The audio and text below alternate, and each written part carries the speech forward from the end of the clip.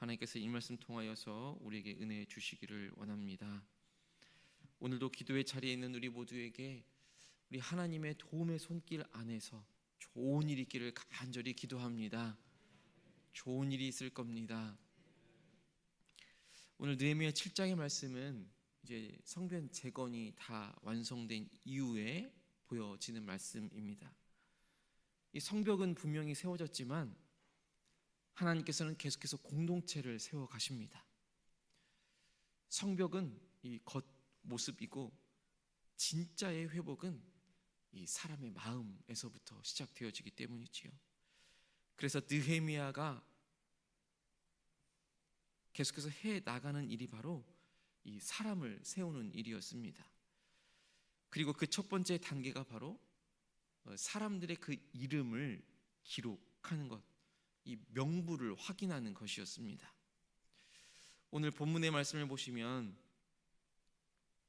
이 사람들의 이름, 그리고 그 사람들의 이름뿐만 아니라 몇 명이었는지가 아주 자세하게 나옵니다.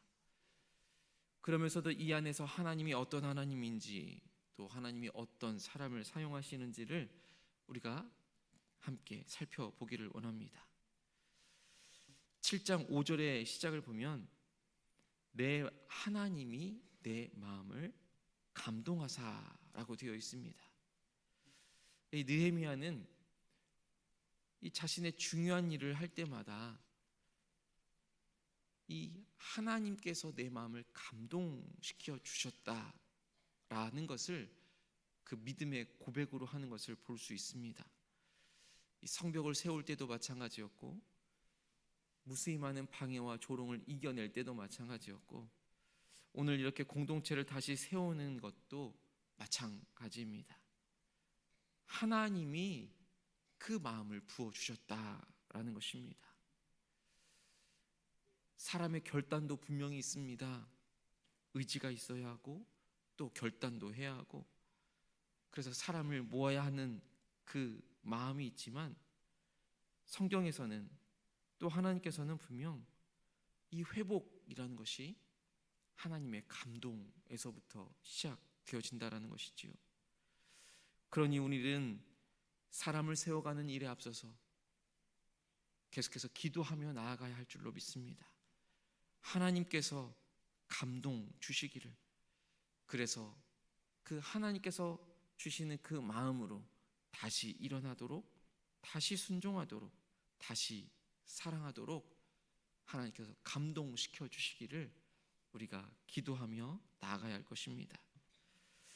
감동이 없이 신앙생활을 해 나가게 되면 의무가 되어질 뿐입니다.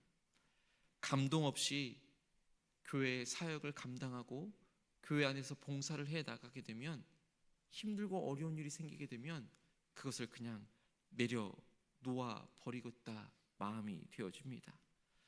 감동 없이 헌신하게 되면 때로는 그 일이 정말 일로서 다가오게 되고, 힘들게 되면 짜증이 나게 되고, 때로는 번아웃이 되어져 버립니다.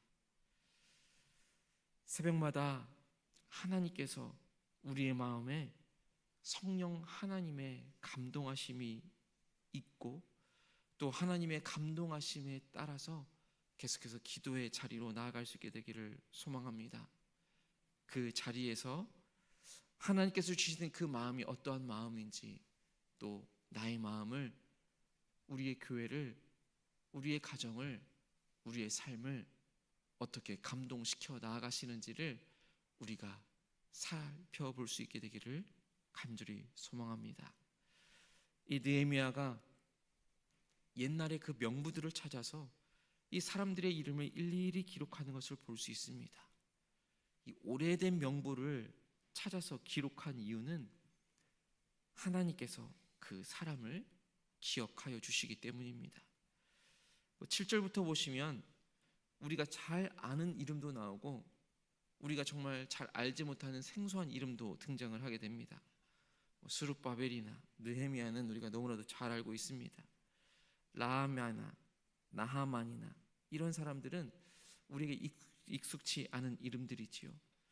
그러나 역사에서는 분명 큰 인물도 있었고 작은 인물도 있었습니다.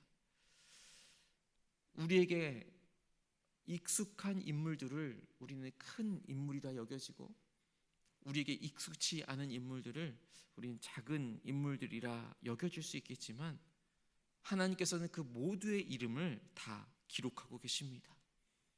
하나님께는 무명의 백성이 없는 것이지요. 108년의 역사 가운데 우리 교회가 지금까지도 계속해서 하나님께 나아가고 있는데, 그 어느 누구의 헌신도 하나님 앞에서는 사라지지 않는 것입니다. 성도 한 분 한 분의 기도, 한 분 한 분의 그 봉사의 손길, 한 분 한 분의 그 눈물 흘린 기도, 그 모든 헌신들을 하나님께서는 다 기억하고 계신 것이지요. 이처럼 공동체라는 것은 이름을 가진 사람들로 세워지기 마련입니다. 느헤미야가 성벽을 세운 뒤에 사람을 세웁니다. 하나님께서 세우시는 그 교회는 건물뿐만 아니라 그 건물을 채워가는 사람들로 인하여서 공동체가 세워져 가는 것입니다. 하나님께서는 그 공동체를 세워가는 한 사람 한 사람의 그 믿음을 바로 보시는 줄로 믿습니다. 그렇게 그 공동체로 한 사람 한 사람을 불러주시기에 그 한 사람 한 사람이 공동체를 세워 가시는 것이지요.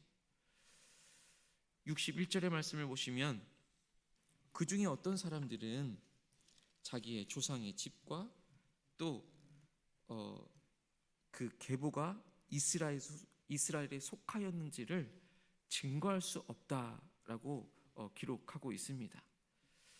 이 사람들은 그 증명할 수 없기 때문에 어쩌면 자격이 없는 사람들로 분류될 수 있습니다. 분명 돌아오긴 돌아왔지만 그 자신의 뿌리를 증명할 문서가 없었던 사람인 것이지요. 오늘날로 따지게 되면 정체성을 잃어버린 사람들이라고 할 수 있습니다. 내가 누구인지, 어디에 속한 사람인지, 어떤 신앙의 뿌리를 가진 사람인지 그것을 잃어버린 사람들이라 할 수 있습니다. 그러나 하나님께서는 이런 사람들마저도 이 명부에서 배제하지 않으셨던 것입니다. 64절 65절에서 보는 것처럼 그저 잠깐 이 제사장이 임시적으로 판단을 유보했을 뿐입니다. 우림과 둠밈을 가진 그 제사장이 일어나기 전까지 지성물을 먹지 말라라고 그렇게 유보시켰던 것이지요. 하나님께서 그들을 회복시킬 그 날을, 그 시간을 잠깐 기다리도록 했던 것입니다. 우리 주변에도 이런 사람들이 분명히 있습니다. 신앙의 뿌리를 잃어버렸던 사람, 교회를 다니고는 있지만 이 정체성이 혼란한 사람들, 또 하나님을 인격적으로 만나서 신앙생활을 아주 깊이 했지만 여러 사정으로 인해서 그 믿음의 자리가 약해진 사람들도 있습니다.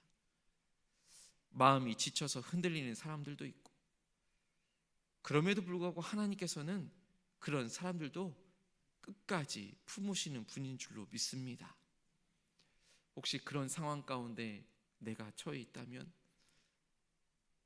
나뿐만 아니라 내 주변에 있는 사람들이, 우리의 가족들이 혹시라도 그런 상황 가운데 있다라고 한다면 하나님께서 분명 포기하지 않으신다라는 그 사실을 기억할 수 있기를 간절히 원합니다. 하나님께서 분명 그들의 이름을 다시 불러서 회복시켜 주실 줄로 믿습니다. 이렇게 명부를 세운 뒤에 공동체가 보인 반응은 한 가지였습니다. 70절에서도 71절에서도 그렇고 그들이 헌물을 드리는 것을 볼 수 있습니다. 어떤 족장들은 역사를 위하여서 헌물을 드렸고 그 남은 백성들도 하나님께 드리는 것을 볼 수 있습니다. 그러니까 어떤 사람, 어떤 족장들, 또 어떤 족장들 이렇게 되어 있고, 72절에서는 그 나머지 백성들이라고 기록하는 것을 볼 수 있습니다. 어느 한 부류의 사람들만 드린 것이 아니라 모든 백성들이, 나머지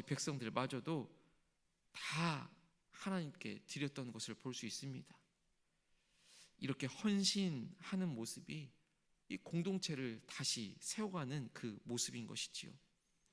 성벽이 이미 세워졌습니다. 공동체의 영성을 세워가는 일은 이제 다시금 시작되어지고 있는 것입니다. 그래서 하나님께서 그 공동체 전체가 한 마음으로 드리게 하였던 것이지요. 많이 드린 사람도 있었고 적게 드린 사람도 있었습니다. 그러나 중요한 것은 많고 적음에 있는 것이 아니라 그 마음에 있었던 것입니다.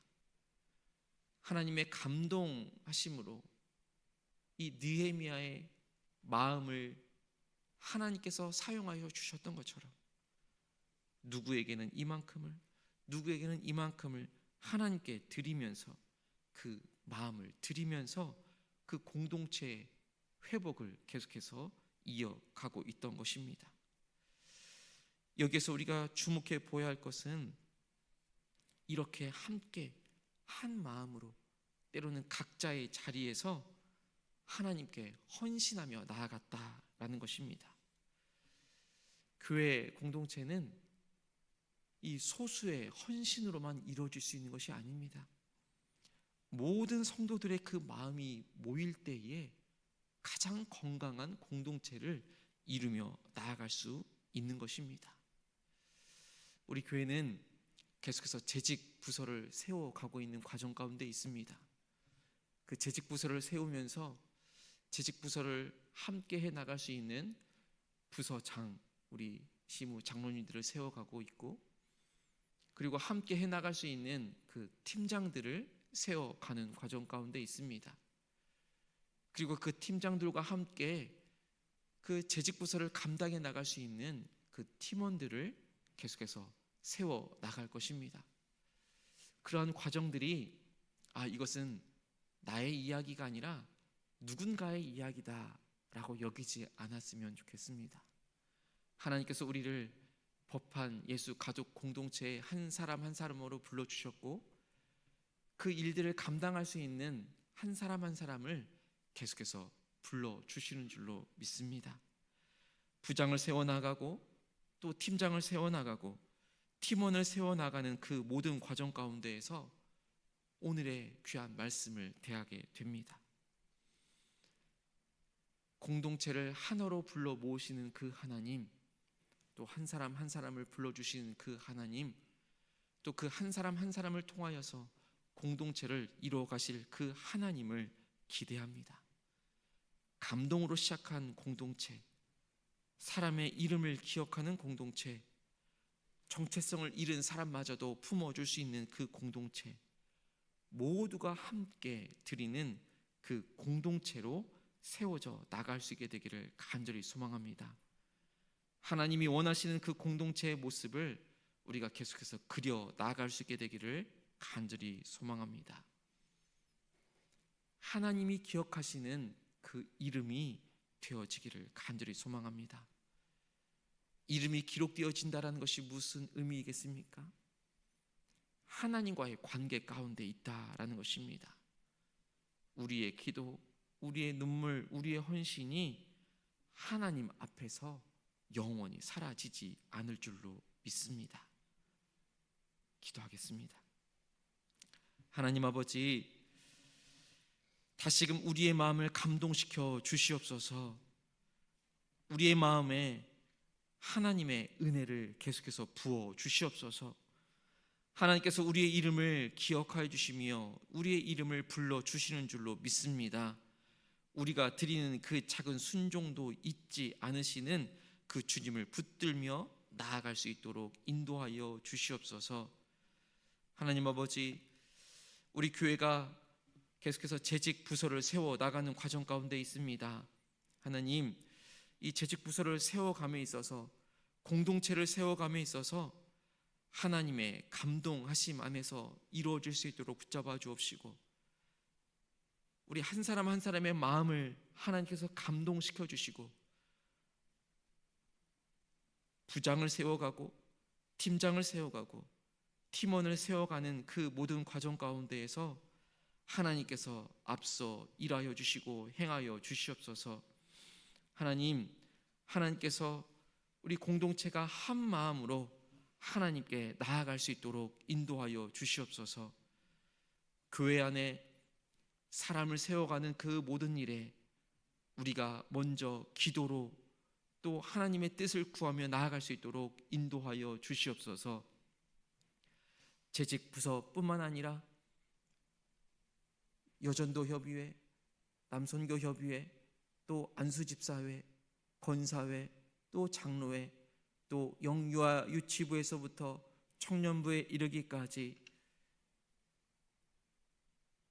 내년을 위하여서 사람을 세우는 그 모든 과정 가운데 있사온데 하나님께서 도와주시옵소서. 하나님께서 세밀하게 또 친히 마음에 감동을 주시고 세워 주시옵소서.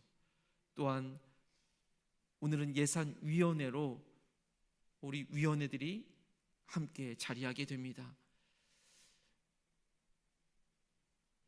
내년을 위하여서 예산을 세워가는 그 과정 가운데에서도 하나님의 감동하심을 부어 주시옵시고 모두가 동일한 마음으로 함께 하나님의 사역을 감당하기 위한 그 귀한 사역들을 잘 감당해 나갈 수 있도록 인도하여 주옵소서.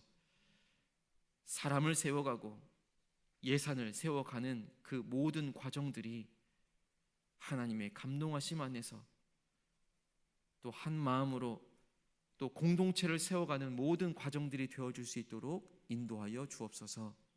예수 그리스도의 이름으로 간절히 기도합니다. 아멘.